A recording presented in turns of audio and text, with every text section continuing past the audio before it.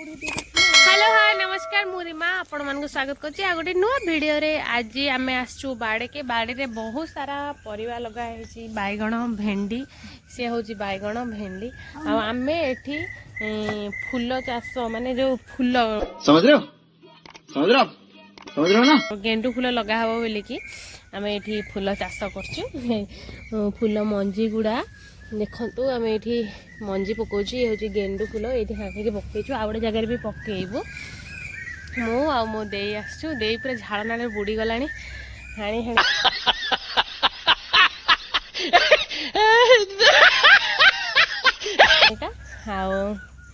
आमर कदली गछ अच्छी काकी आसी बाछुरी बांधापी आंब गछ आईटा कि गछ कमेंट करी कहिबे यहाँ बोधे जन्नी गछ ना कौन जन्नी गछ आमे पिंपुड़ी न खायापाई जो गेंडू फूल को पिंपुड़ी खाए ना से लगे आम ये आनीचु पकईवाई औषध स्प्रे करूँ पकई सारा पर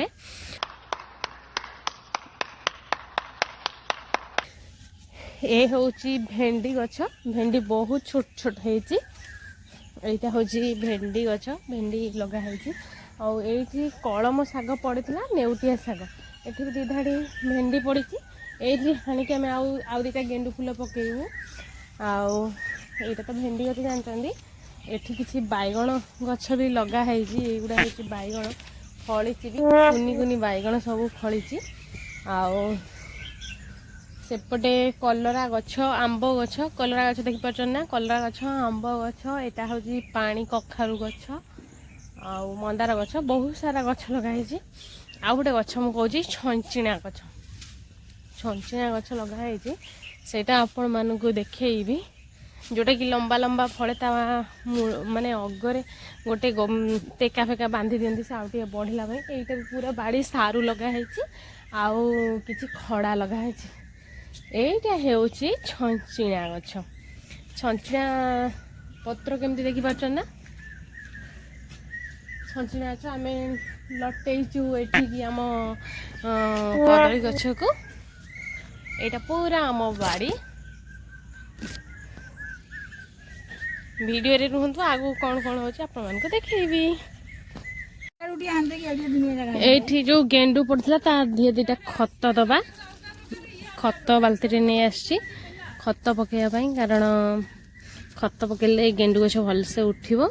शाबाश बेटा बहुत बढ़िया।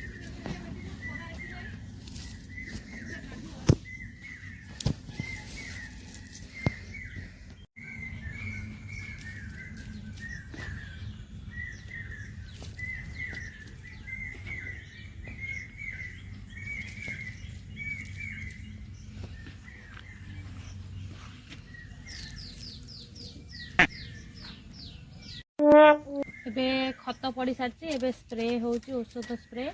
पोक जो पिंपुड़ी न लगे